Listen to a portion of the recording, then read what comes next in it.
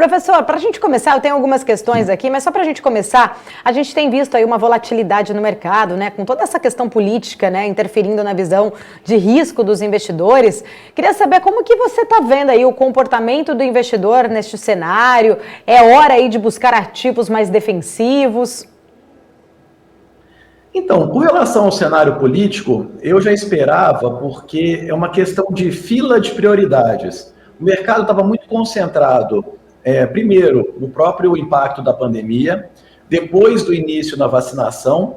Quando veio a aceleração da vacinação, e como o próprio Saravari comentou, começou a aparecer um ambiente mais sereno, o mercado começou a voltar para as preocupações do antigo mundo. E as questões políticas aqui no país, elas já estão assim conturbadas faz um tempo. Mas o que mudou? Agora o mercado está começando a olhar com mais atenção para isso, principalmente considerando as eleições que estão por vir no ano que vem.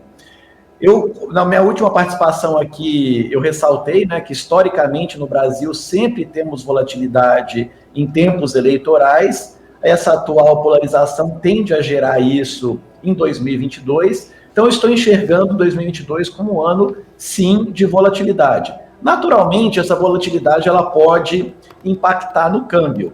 Também agora, estou olhando aqui a curva de juros, a curva está começando a se acomodar um pouco, mostrando que o mercado está querendo se normalizar, ele está comprando mesmo a ideia de que a vacinação está avançando, e está mesmo, né? Isso é uma excelente notícia para nós. Na ótica do investidor, eu vejo que nós temos que tomar muito cuidado para entender a natureza do ativo.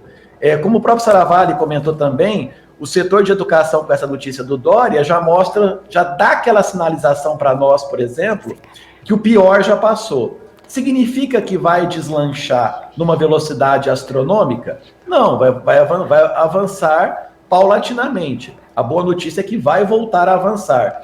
Então, o investidor, eu acho que ele tem que ter um critério de seleção de ativos que tenta vislumbrar justamente a expectativa para aquele setor específico. Se nós estamos falando aí de um crescimento de 5% aí para esse ano, e 2022 ainda fica uma surpresa, naturalmente a economia está ganhando tração. Eu tenho dito que as pessoas estão querendo trabalhar, está todo mundo com sangue nos olhos para trabalhar, para produzir, para fazer a coisa acontecer. E agora parece que as portas estão se abrindo. Os setores, eles vão começar a entregar mais resultado. Eu acho que vai caber a cada investidor, de acordo com o seu perfil de investimento e como ele enxerga a economia, identificar aqueles setores que realmente vão tracionar após a reabertura completa da economia. E aí, né, puxando sempre a sardinha para o meu lado, dentro do ponto de vista de avaliação de ativos, eu digo que nós estamos entrando realmente numa nova era, onde a gente tem que realmente se preocupar com o valor, o preço que a gente está pagando por aquele ativo.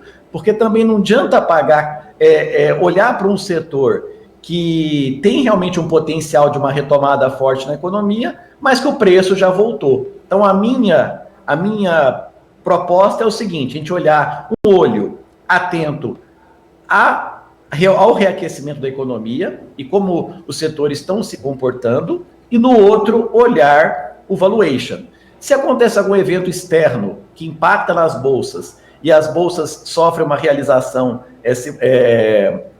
de curto prazo, essa pode ser uma oportunidade de entrada. Então, resgate aquelas empresas que você tem afinidade, que você já conhece o modelo de negócio, já tem uma ideia sobre os números. Olha, como você entende que a economia está se reaquecendo nesse setor especificamente, veja aí o que os analistas estão dizendo, os conteúdos que estão sendo disponibilizados, e aí você vai montar a tua estratégia de acordo com essas expectativas, e tomando cuidado para não pagar muito caro pelos ativos. Eu acho que a visão raiz do investimento é que vai fazer a diferença aí nos próximos trimestres, pelo menos, Paula.